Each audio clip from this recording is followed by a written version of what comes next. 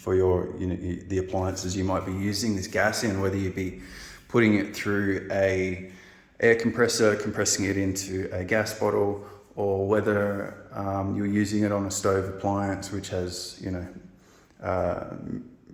metal accessories and whatnot, which are, over time will become corrosive. And it's a wet gas as well, so you want to remove the moisture out of it, which is why we have the microfiber filter there, trying to remove as much of the moisture out of the gas as possible. You don't want any water sitting in the bottom of your gas bottle. Now, this is the outlet.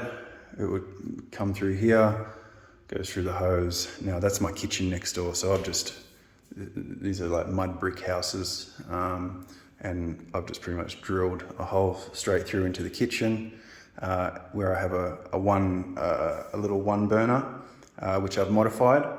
Had to take it apart and I'll show you that in a second. But I'm in Yemen, so pretty much we're using goat poo for this. I'll probably try a bit of camel poo eventually, and probably get some chicken poo in here eventually as well. But I had to order the uni seals from America because I couldn't get these anywhere here. So got the uni seals, PVC pipe, got a few brass fittings and ball valves and whatnot. I've chosen the 2.5 inch pipe. Just to help with the food waste and stuff. What I did was I picked up a Waste King food disposal. Stupid me, it's 110 volt. We're in 220 volt here in Yemen. Plugged it in, burnt it out. So I've ordered a new one. It will be fitted in here, and we'll just put a bucket underneath there, and this is pretty much where we'll be doing all of our food waste disposal. Food waste goes in there, collected in a bucket, straight into the biodigester.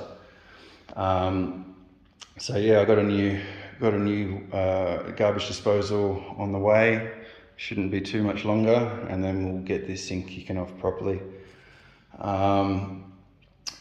I'll take you through to the next room, and I'll show you this thing in action.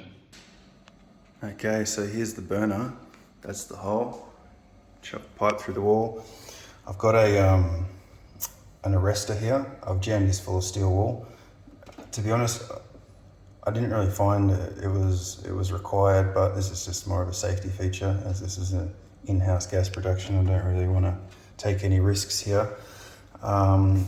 Jammed that full of a bit of steel wool, which hopefully should arrest any flames which try to back up the pipe.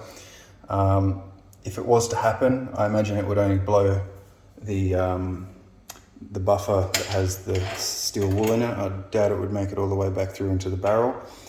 But bit of safety precaution there. So what I did was just take this thing apart a little bit.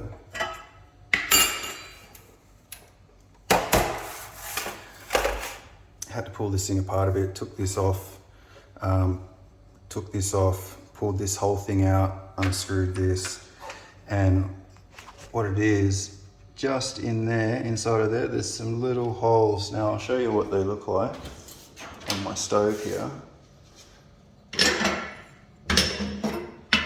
It just looks like that. It's a little brass fitting with a tiny little, it's like 3/4 millimeter, or maybe 1 millimeter hole that's in that little outlet. Now that's for LPG, liquid petroleum gas,